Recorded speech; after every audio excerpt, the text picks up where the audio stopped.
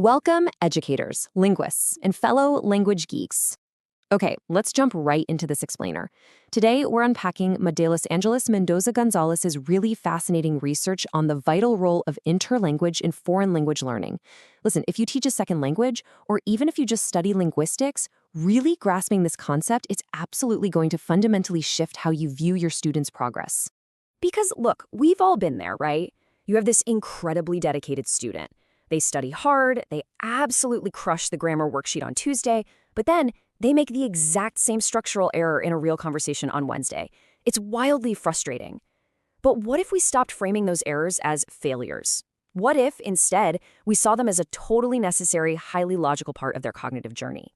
Well, that is exactly what the concept of interlanguage lets us do. So, here is our roadmap for today. We're going to start by crossing the interlanguage bridge, then we'll break down Selinger's cognitive processes, explore input, output, and interaction, navigate classroom discourse types, and wrap up with how you can empower your learners. All right, let's hit our first concept, crossing the interlanguage bridge. So, the term interlanguage was actually coined by the American linguist Larry Selinger way back in 1972. I want you to think of it like a literal bridge between the student's native language and the target language they're trying to learn. And here's the kicker. This isn't just some messy, chaotic collection of mistakes. Not at all. It is a highly systematic, rule-based linguistic system. It's basically this special, approximative language with its very own evolving grammar that is constantly adapting as the student learns. Now, what's truly fascinating is the contrast in how we view the brain's role here. You have Eric Linneberg, who hypothesized a biological, latent language structure inherent in the human mind, essentially a universal grammar we're all born with. But Selinger, he completely diverges from this. He proposes a latent psychological structure for second language learners, meaning there's no genetic timetable, there's no biological guarantee that this latent structure will magically realize into the target language. It's a purely cognitive psychological process. The learner has to actively construct it. Okay, moving to section 2. Selinger's 5 cognitive processes. Selinger identified 5 main pillars of interlanguage development. We've got language transfer, overgeneralization, transfer of training, learning strategies, and communication strategies. By understanding these mechanics, we can actually empathize with how students are logically, even if incorrectly, piecing together their new language. We're going to zoom in on the first 3 of these, mostly because they are massive drivers of the errors we hear every single day. Let's talk about language transfer. It's totally a double-edged sword. We usually think of transfer negatively, right? Like when a student inappropriately applies a rule from their mother tongue and makes a mistake. But it can also be a massive advantage. When elements between the native and target language line up, like shared cognates or identical sentence structures, this positive transfer actually facilitates really rapid learning. The student's brain is just efficiently using what it already knows to cross that bridge faster. Next up is overgeneralization.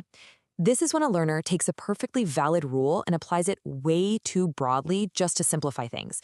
Think of a student who learns the past tense ed rule and suddenly starts saying he goed instead of he went. They aren't failing. They are logically applying a rule, just in the wrong place. But then we have transfer of training. And wow, this is a huge reality check for us as educators. This means some of the erroneous interlanguage features our students display are caused directly by the way we are teaching them.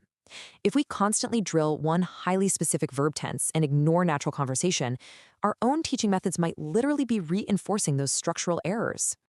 Right, let's push forward to section 3, input, output, and interaction.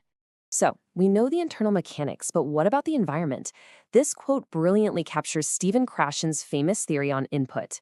For a student to actually progress, the input has to be sufficient in quantity and quality, but crucially, it has to stretch the learner to a slightly more advanced level than where they currently are. You might know this as I+1. And Mendoza Gonzalez points out that this input really needs to happen in a positive atmosphere, using concrete reference if we want to facilitate true, deep understanding instead of just rote memorization. But, input isn't everything. We can't just pour language into a student's head and expect them to become fluent. That brings us to Swain's output hypothesis. Successful language acquisition skyrockets when the learner is forced to produce comprehensible output.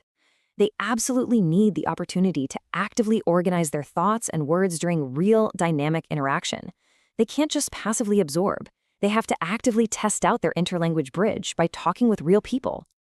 On to Section 4, Navigating Classroom Discourse Types. Let's do a quick audit of our classroom discourse. We can basically break it down into 4 types. Mechanical is when there's no real communicative exchange at all, just repeating phrases or chanting conjugations. Then there's meaningful. It's contextualized, sure, but no real new information is being exchanged. Pseudo-communicative has a little information exchange, but it's totally artificially constrained by the teacher's prompts. And finally, real communicative. This is natural. It's unpredictable, it's spontaneous. So I challenge you, which of these discourse types dominates your lesson plans? Because true interlanguage development, it relies heavily on that real, spontaneous communication. And that brings us to our final section, empowering your L2 learners. When native speakers, or teachers, talk to non-native speakers, we naturally adjust how we speak. Ellis breaks this foreigner talk down into 3 really actionable steps. First is regression. That's when you unconsciously simplify your vocabulary and syntax to match the learner. Second is adaptation, actively noticing the specific linguistic forms the learner is using and mirroring them back so they understand. And third, negotiation. This is actively simplifying and clarifying your message based on the real-time feedback you're getting. You see a puzzled look, you adjust. This active adjustment is exactly how we help scaffold that cognitive bridge. But, and this is a big but, we can provide the absolute best input, the most authentic interactions, perfect discourse adjustments, but at the end of the day, the classroom only offers the opportunity. The learner is the one who has to seize that chance. And their ability to do that depends on some very individual psychological factors. We're talking about their unique personality, their cognitive style, their attitude toward the language itself, and their intrinsic motivation to cross that bridge. So, to wrap this whole thing up, interlanguage is definitely not just a list of mistakes to be crossed out with a red pen. It's a remarkably complex, constantly evolving, psychological and sociolinguistic system. When you really study this process deeply, you empower yourself as an educator. You gain the strategies to actively manage language transfer, to realize when a student is just logically overgeneralizing a rule, and to proactively avoid creating transfer of training errors in your own lesson plans. I'm going to leave you with one final, kind of provocative thought to chew on. How might your current teaching methods actually be accidentally contributing to your students' interlanguage errors? Really think about that transfer of training. Are you providing enough real, spontaneous communicative discourse? Or are you maybe a little stuck in mechanical repetition? If we rethink our approach and genuinely respect the cognitive bridge our students are building, we're going to become infinitely better guides on their journey. Thanks for hanging out with me for this explainer, and happy teaching!